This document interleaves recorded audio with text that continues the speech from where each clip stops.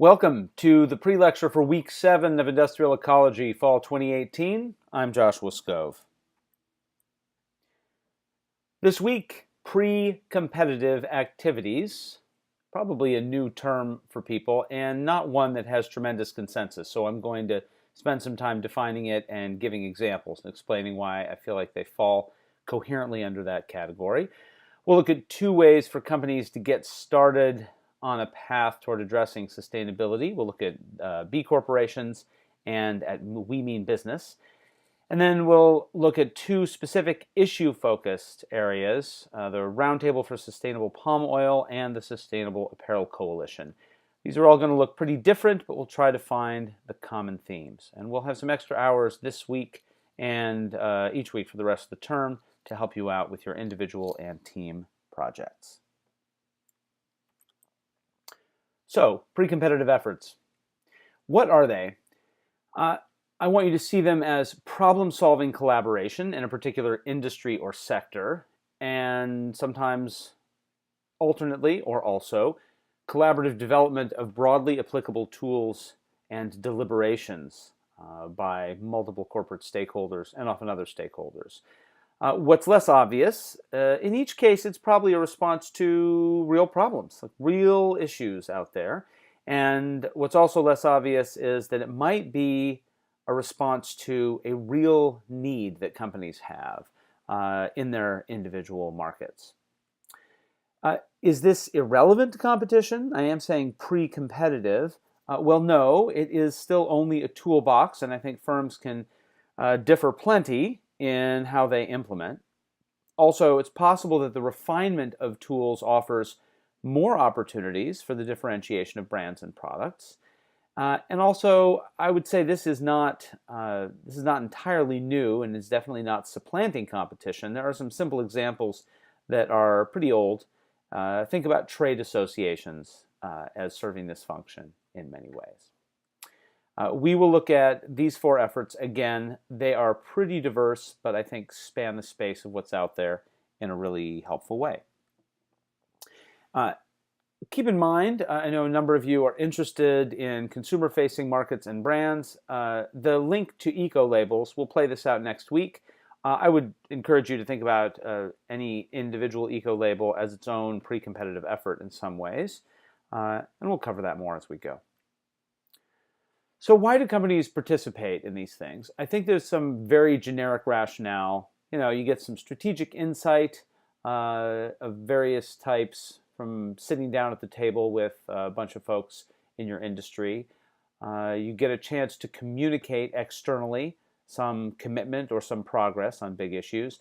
And then you get to use some resources that are, one assumes, useful, certainly vetted by a group, and also credible. People see you using them.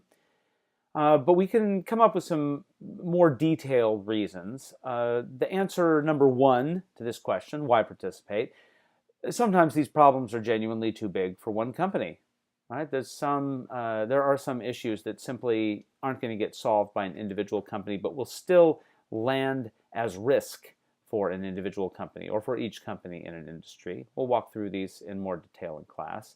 The second answer is collective action might provide way better messaging, safer messaging, easier and less vulnerable PR when you can message about it as a group rather than individually. And the third answer we'll examine is this question of governance over a supply chain. Sometimes there's just no other way to get a bunch of pieces upstream in a supply chain under control other than working with some of your downstream competitors who have the same issues upstream. I'll certainly float this idea to you in the case of SAC. So how do these collaborations come to be? There's a story for each one of them, but let me just tell a really quick one. You have a big global sustainability crisis that's manifesting in ecosystem destruction and all of those implications for humankind. You see the state shift graphic there as a symbol of the different ways in which this crisis is landing on human beings.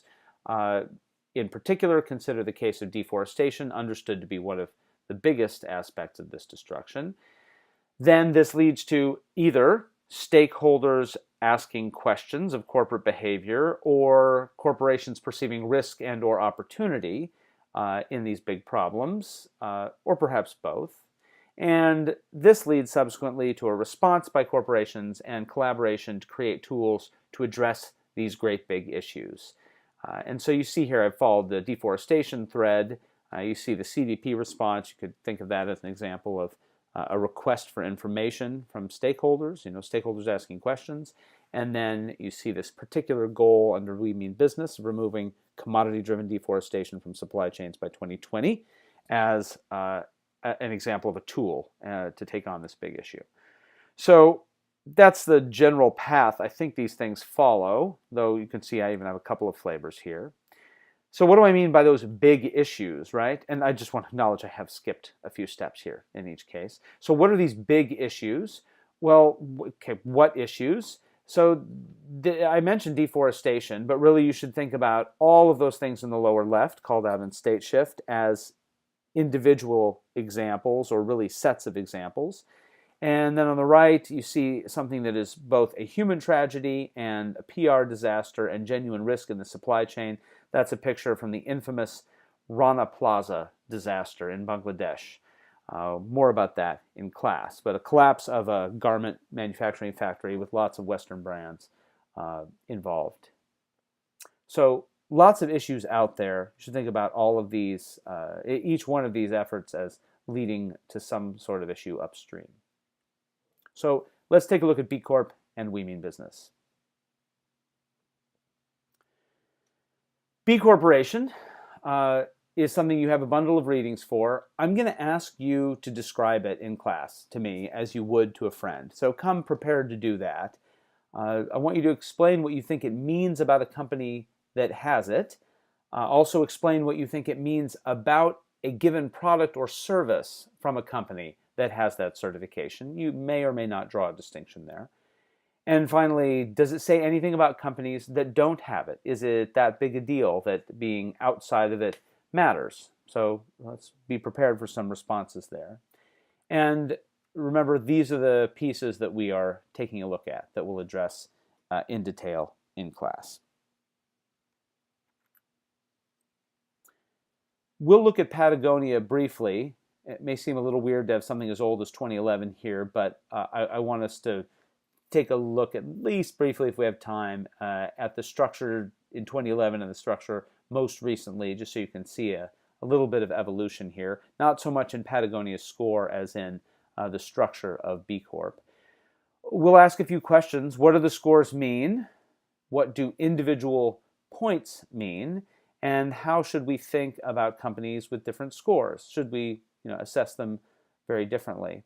And finally, who uses this information? I think we look at a lot of different things in this course that sometimes go into really gory detail. Take the Creating Shared Value report from Nestle as maybe the best example of voluminous information from an individual company. I'd like us to at least take a moment to think about who actually uses this information. We Mean Business is a really interesting agglomeration of different efforts.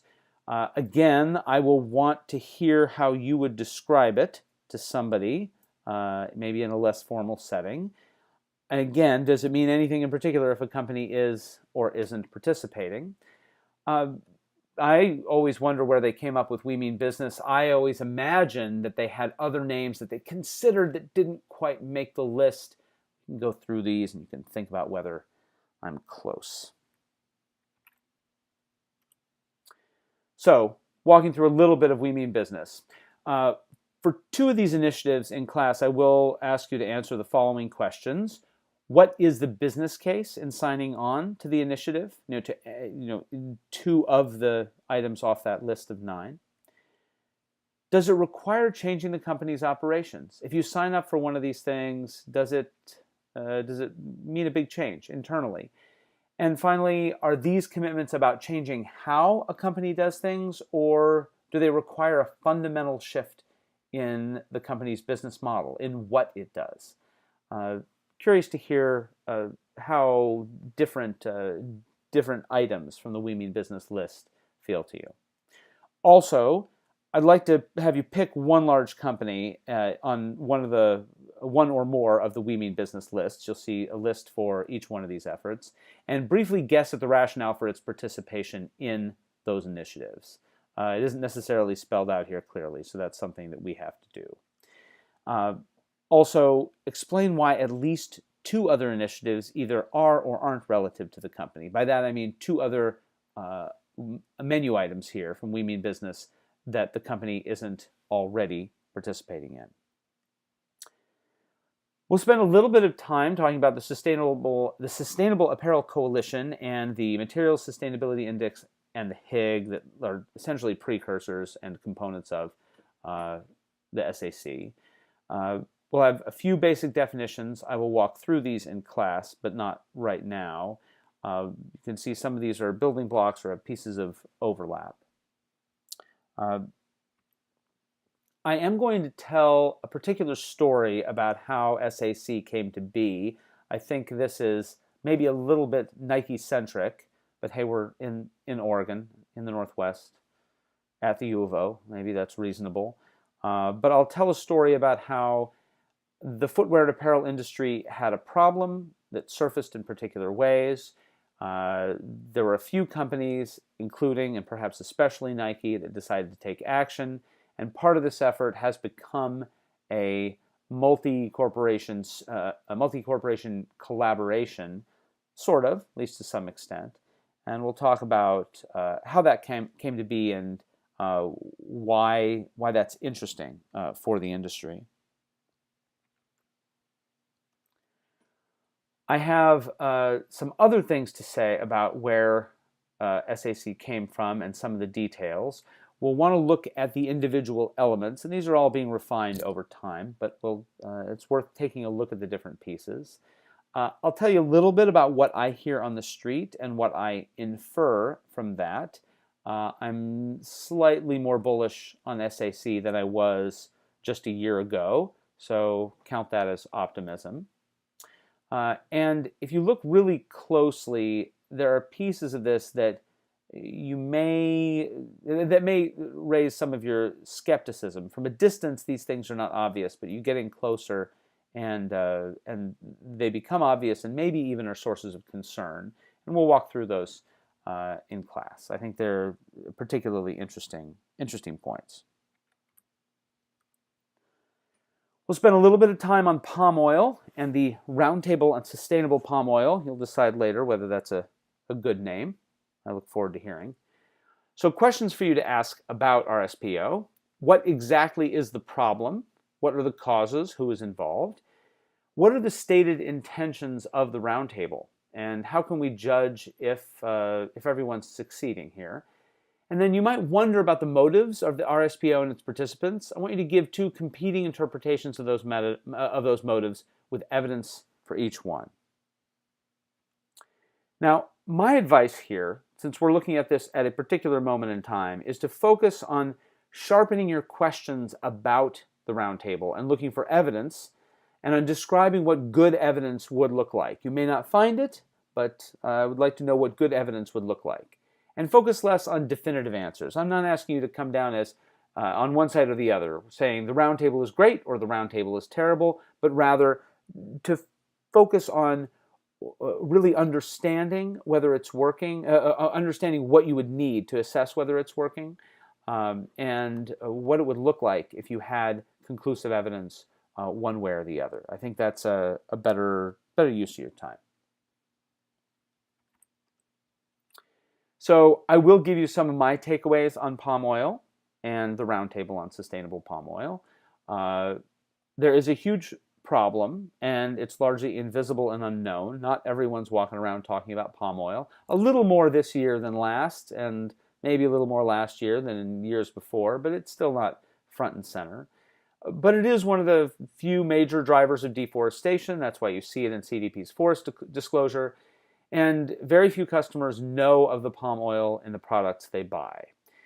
And then also this problem is relatively new. Deforestation is not so new. Even deforestation at scale, that's decades old, and decades old as a major global environmental issue. Palm oil at scale is a much more recent one. Some important asides. We'll talk about this more in class, but remember, this is not for everybody. If you look, say, at the number of companies participating in CDP's forest disclosure who are worried about palm oil, it's a small minority, but it's some pretty big companies, and palm oil is on just about every aisle of the supermarket now, even if it's not called out. And we'll talk about that in some detail. I also want to just point out there is an effort to address the problem. The effort isn't over. I want to assess it as a mechanism for change, and also notice that it has some pretty serious critics, and we'll try to think critically about that. Now, this might or might not be the biggest problem out there, environmentally, socially, but I'm curious, how would you know? And whose responsibility is it to know? And this is where we will circle back and ask why it is that this is so off the radar of consumers and why it doesn't necessarily show up as a major discussion for consumer products. I'll have a great example on of a particular disclosure, and this will be the perfect segue into week 8. More on that in class. Finally, a couple of things about pre-competitive efforts. I will want you to think about the distinct purposes that pre-competitive efforts serve. You see them listed here. I want us to ask some very particular and pointed questions about each of these. And again, time permitting, try to circle back to what you saw from me on making progress and ask yourself for each one of these, would I say that this is making progress? And finally, we'll have a great activity, which I'll title Indulge Your Skepticism. After groupifying, I will have you critique one pre-competitive effort, and specifically I'll ask you to describe a scenario where the effort's stated purpose is completely undermined, and the undermining of that purpose is difficult for outsiders, or perhaps even participants in the effort, to perceive or even understand.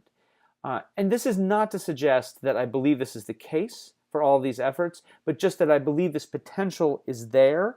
And unless we go through the process of asking ourselves how it could happen and how it could be hidden from view, we might not have appropriate skepticism. We might be too credulous as we look at these big, fancy, multi-corporation efforts that grab a lot of attention. All right, that's it for this week. Thank you. See you in class.